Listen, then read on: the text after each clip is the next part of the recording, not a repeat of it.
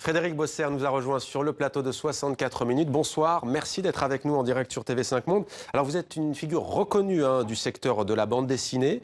Vous êtes à l'origine de deux magazines, DBD et L'Immanquable, qui existent depuis plus de 15 ans maintenant et qui connaissent un vrai succès. Pourquoi est-ce que vous lancez aujourd'hui les arts dessinés? Quelle est la plus-value?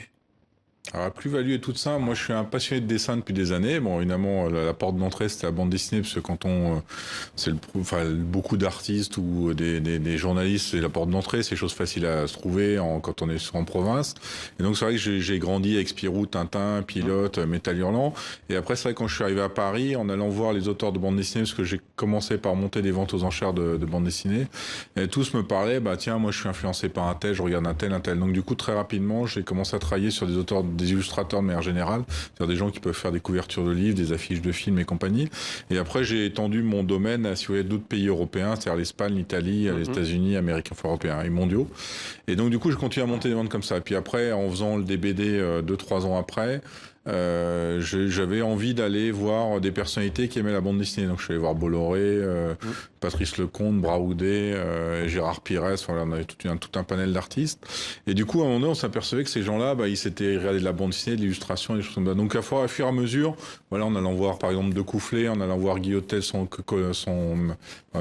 costumier, Ouais. il y avait des gens qui étaient intéressants, quoi. Et je me disais, c'est quand même dommage de rester que dans la bande dessinée, parce que du coup, quand je faisais des interviews de ces gens-là dans le cadre de DBD, les gens me disaient, mais pourquoi tu vas avoir telle personne ou telle personne? L'idée, c'est donc de parler du dessin en croisant plusieurs disciplines, en donnant la parole aux experts et aux artistes. Alors, il y a des illustrateurs, des dessinateurs de BD, bien sûr, graphistes, designers.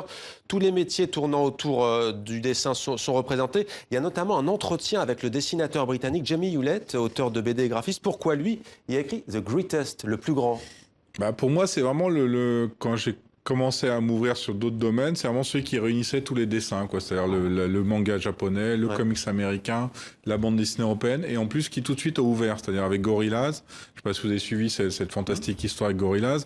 On voit que c'est un gars, on arrivait, on allait voir des concerts, il y avait que de l'image, on voyait plus le groupe. C'était le principe. D'ailleurs, c'était le principe, il voulait changer de groupe en permanence. Et du coup, c'est vrai que c'était vraiment le choc visuel. Je me suis dit, tiens, c'est exactement ça que je veux faire. C'est-à-dire quelqu'un qui, à partir du dessin, il y a toute une porte qui s'ouvre, c'est-à-dire on peut faire de la bande dessinée parce qu'il était auteur de bande dessinée au départ avec Tangirl, et après il va faire du jeu vidéo, enfin du vidéo, il va intervenir dans des clips et compagnie. Et on découvre aussi que l'acteur Romain Duris, acteur comédien, est aussi dessinateur. Voilà. Alors là, voilà, c'est pareil, ça fait partie des plaisirs qu'on a. Il y a Lou de Wallon qui en fait, il y a Charlotte Gainsbourg, il y a Dominica que je vais bientôt interroger. Il y a plein de gens qui font du dessin. Patrice Lecomte aussi a fait de la bande dessinée dans les années pilotes à l'époque de Riser. On voit l'un de ses dessins d'ailleurs, voilà. Pas mal de dessins. Enfin, voilà, il est dans la verve de Picasso, quoi. Il aime bien ces choses-là, il aime bien dessiner des femmes nues. Bon, on va pas le plaindre. Enfin, moi, personnellement, je le plains pas, même si Weinstein, peut-être, on va pas, en pleine période de Weinstein, est-ce qu'on peut regarder encore des femmes nues? Je ne sais pas. Mais en tout cas, voilà. Donc, l'idée était vraiment, c'est un peu les portes d'ouverture en disant, voilà, le dessin amène à plein d'autres univers. Donc, c'est ça que je trouve intéressant. Alors c'est un MOOC, bien entendu, on est à cheval sur le livre et sur le book, donc livre en anglais et sur le magazine. Alors il y a aussi une Suissesse qui est avec nous, l'illustratrice Anna Sommer. Parlez-nous d'elle. Anna Sommer, c'est très surprenant. Moi, je l'ai découvert via Frédéric Pajac, l'ouverture de ce dossier-là, qui sont sur les cahiers dessinés, parce que c'est vrai que Frédéric Pajac, on a un petit peu les mêmes passions. Bon, lui, il est plus extrémiste que moi, parce qu'il est vraiment genre, lui, il est bon, lui, il est pas bon. Moi, je suis beaucoup plus généraliste, on va dire. Mais lui, voilà, par exemple, avec Cult, qui était un magazine qu'il dirigeait, et Good Boy, il m'a fait découvrir cette personne-là qui faisait du papier découpé. Au début de la gravure, puis des papiers découpés. Et c'est vrai que j'étais absolument estomaqué par ce travail qui est d'une finesse incroyable.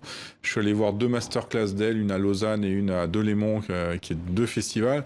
Et la voir découper en direct, c'est absolument hallucinant, quoi. C'est-à-dire avec son cutter, elle coupait les choses et tout d'un coup, le dessin apparaissait sous vos yeux. Et c'était absolument fantastique. Et c'est donc disponible en kiosque, en France, mais aussi en Belgique, les arts dessinés. Et en librairie spécialisée. Et dans les librairies spécialisées. Merci beaucoup, Frédéric Bosser, d'être venu sur le plateau de 64 minutes.